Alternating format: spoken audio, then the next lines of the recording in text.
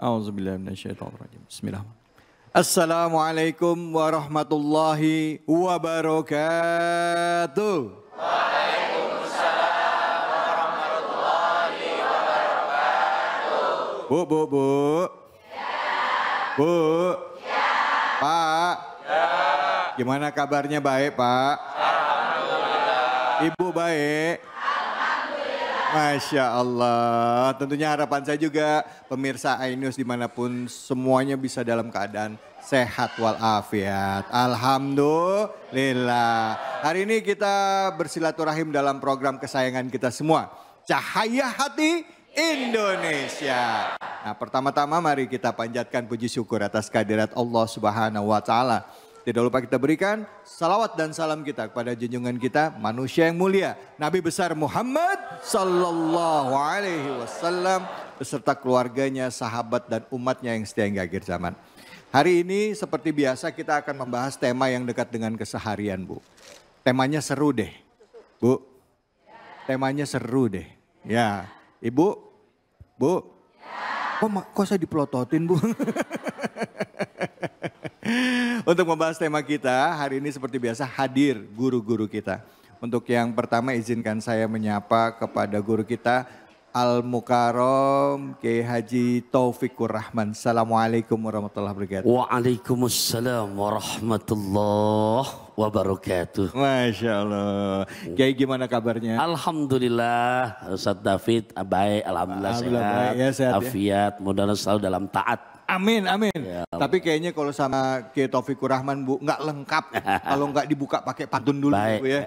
Silakan Kiai. Makom Ibrahim terasa nyaman. Cakep. Seumur-umur bahagia diajak laki. Cakep. Salam silaturahim dari Al-Faqir Taufikur Rahman. Semoga semuanya terus panjang umur, murah rezeki. Ya, amin. Masya Allah, makasih banyak. Sama-sama. Saya mau bales pantunnya, cuman saya belum siap tadi. Mikirnya lama banget saya ini. Hujan gerimis ngemil sekutang. Cakep. Pria berkumis makin ganteng. Ya. Ampun dah. Makasih Kiai. Di samping Kiai Taufikur Rahman hadir guru kita juga. Kiai Haji Sirot Ronggolawe. Assalamualaikum warahmatullahi wabarakatuh. Waalaikumsalam. Dan hadir bersama beliau juga bersama-sama dengan beliau yaitu guru kita Ustadz Endang Saiful Anwar. Assalamualaikum warahmatullahi wabarakatuh. Waalaikumsalam warahmatullahi wabarakatuh. Baik, saya tidak akan berpanjang kalam, langsung saja kita lihat sebuah tayangan yang akan jadi membuka dari Cahaya Hati kali ini dan ini adalah tema besar dari program kita kali ini. Silahkan, ini dia. Ada sesuatu yang sangat memprihatinkan bagi kita. Nah, untuk menyikapi ini Kiai, bagaimana? Apa sih kira-kiranya hukuman bagi orang tua yang zolim terhadap anaknya? Dan bagaimanalah menyikapi secara umum dulu ya terhadap tayangan viral ini. Silakan. Terima kasih Mas David. Jadi kepada para bunda, orang bijak tuh menyebutkan al-ummahat tarbiyatul ula lil aulad.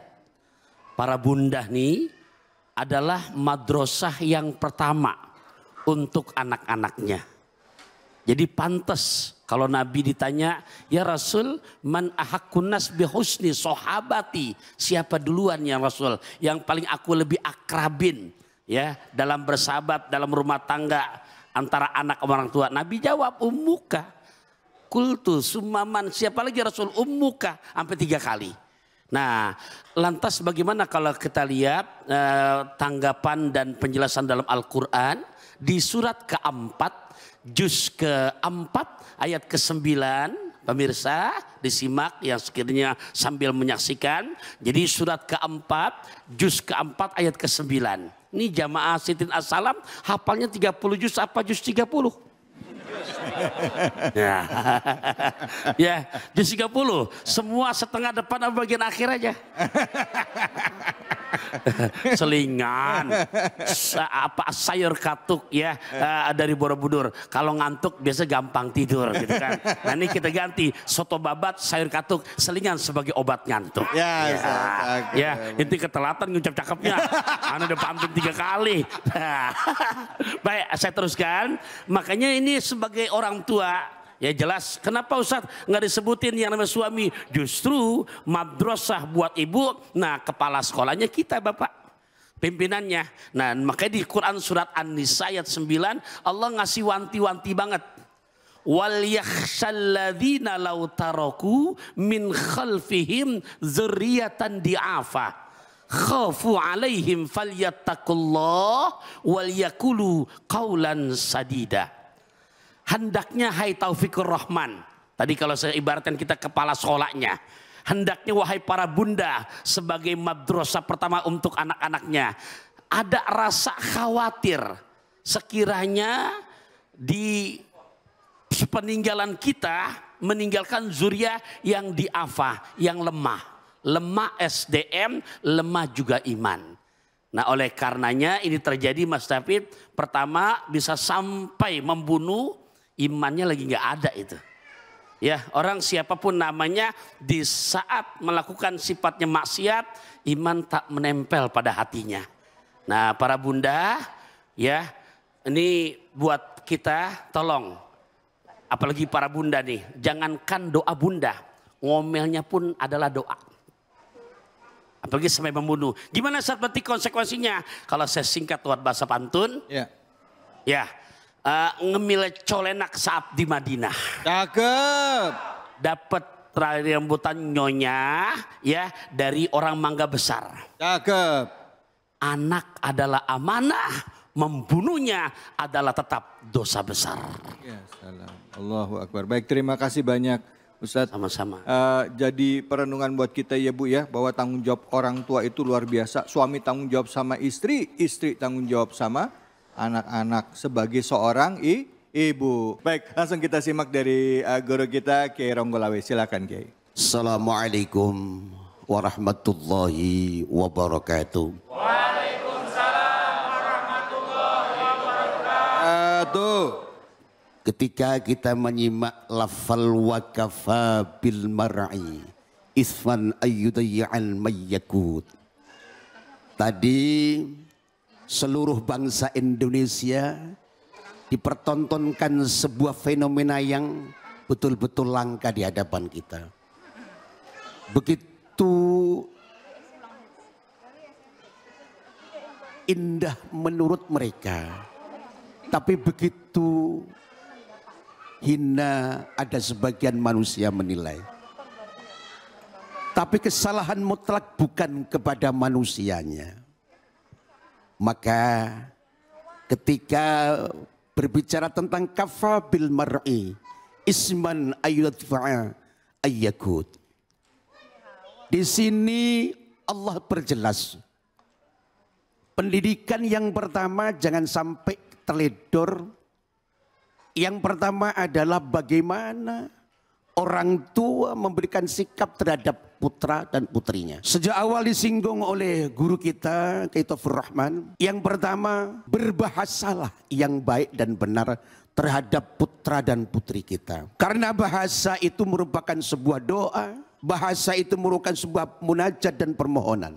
Ketika kalimah mayyakuta akan terlintas sebuah kalimah yang sangat sakral. Yaitu kalimah yang sebenarnya tidak pantas. Maka pendidikan, bahasa, dan yang saling membandingkan di antara putra dan putrinya, ini yang tidak diperkenankan. Maka dari itu, hadirnya kita di majelis ini, pemirsa iNews TV Budiman, yang pertama tanamkan sebuah akidah. Tanamkan, kuatkan akhlak dan akidah kita. Sebagai ibu dan bapak, ingat, Rasulullah telah wanti-wanti 1400 tahun yang lalu. Didiklah putra putrimu. Ketika menyampaikan ya ayyuhalladzina amanu qu anfusakum wa ahlikum nar. Nah ini yang terjadi sekarang fenomena. Mudah-mudahan yang hadir dan seluruh pemirsa iNews TV diselamatkan. Diberikan keberkahan. Betul-betul diselamatkan dengan fenomena-fenomena yang tidak kita cintai ini. Mudah-mudahan semoga kita selalu senantiasa masih tergolong umat Rasulullah SAW. Diselamatkan apapun bentuknya itu. Terima kasih. Amin. Sahabat David yang kami cintai. Alhamdulillah, terima kasih banyak Kiai Sirot Ronggolawe. Selanjutnya mari sama-sama kita simak dari Ustadz Endang. Silakan Ustadz. Bismillahirrahmanirrahim. Assalamualaikum warahmatullahi wabarakatuh. Waalaikumsalam warahmatullahi wabarakatuh. Alhamdulillahi rabbil alamin. والعاقبة للمتقين ولا عدوان إلا على الظالمين اللهم صل وسلم على سيدنا محمد وعلى آله وصحبه أجمعين أما بعد. Apa kabar Bapak-bapak dan Ibu-ibu? Alhamdulillah.